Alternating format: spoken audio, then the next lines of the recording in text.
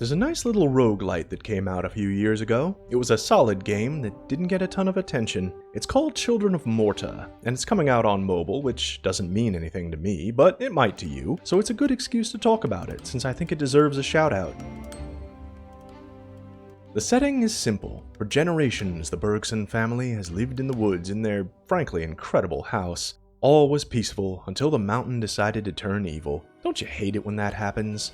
Now the corruption is spilling out all over the place, just getting its purple tentacles into everything. And now it's up to the Bergson family to forge ahead, find the source of the purple menace, and get that mountain to calm the F down. To do this, they'll have to journey forth to the farthest reaches of their own basement.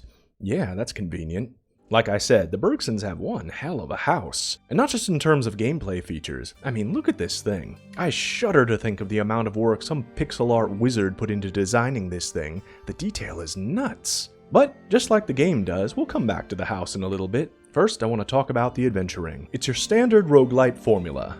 Pick your adventurer, plunder the randomly generated dungeon, inevitably get mauled to death by the local residents, head back home, repeat. The neat thing is, you get to do it as a chosen member of an adventuring family, like some sort of dungeon-crawling Brady Bunch. Take your pick. There's John, your bog-standard fantasy sword and board man. So straightforward he might as well be named Mr. Tutorial. Even his name is bland. John. Although every character here has regular non-fantasy names, which is nice, I guess? He can cut anything, and can block things with his shield, which, I mean, of course he can. What else would you do? Hit things with it? Oh, actually he can do that too. There's Linda, the mandatory bow lady. Every fantasy setting needs one. I thought she was bland at first, but I kinda like having an archer character that isn't a hunter, ranger, elf, or Amazon. It's refreshing. Kevin watched too much Naruto and turned into a little ninja boy. Now all he wants to do is stab things and run around at a 45-degree angle. Better send him to the dungeons, and maybe getting his eyes clawed out by shadow creatures will bleed the dorkiness out of him. Mark is the monk, who has trained long and hard in the spiritual art of punching your way through everything you see. You can't spell pacifist without fist. He's mastered mystical arts, like benefiting from blacksmith upgrades even though he doesn't use weapons. His fellow monks must have taken a vow of silence so no one could tell him how bad that haircut is. Lucy is the fire child, with the ability to throw flames at an age where she shouldn't even be allowed to use matches, frankly. She can't move and attack at the same time. I guess they don't teach you that until kindergarten. Here we abandon any pretense about caring about child well-being. Sending Ninja Boy into harm's way was bad enough, but at least you could argue that it's better than seeing him go to school wearing a forehead protector. If you're still young enough for finger paints, you might be too young to go out and incinerate goblins.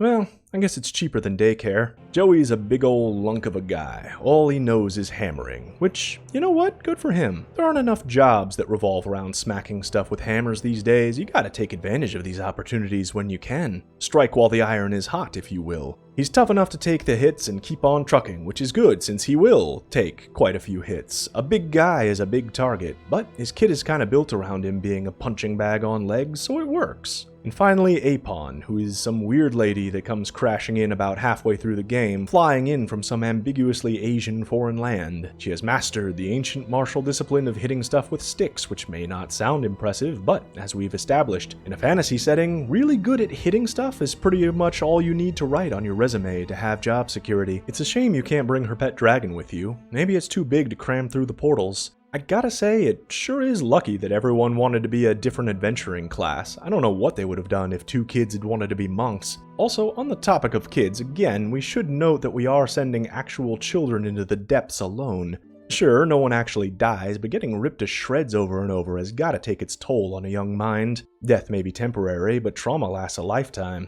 Literally, Children of Morta does not address these concerns and leaves you to speculate as to why exactly a family would consider it appropriate to send their teenager to get their face smashed in by a goblin. Well, maybe we shouldn't forget that times were different in the olden days of whenever this game is supposed to take place. Children were expected to be put to work, and adventure is not the worst thing your kid could be. It's this or the salt mines, kid. Take your pick. Well, if it bothers your gaming conscience too much, you can pick someone else, and you should, actually. Because 1, every character gets skills that benefit everyone in the family when they level up, and 2, the game will force you to switch eventually.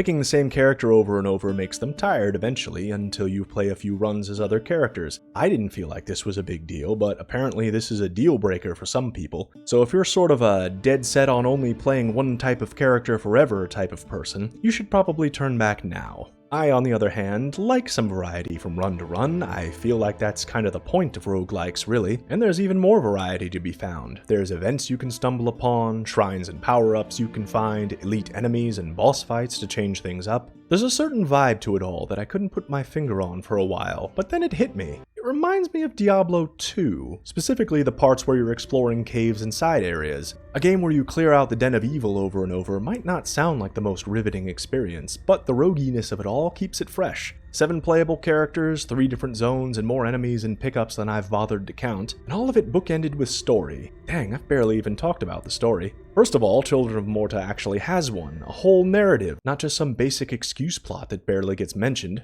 And it actually progresses. Things happen, tension builds, stakes are raised, and then the game does something really crazy. It ends.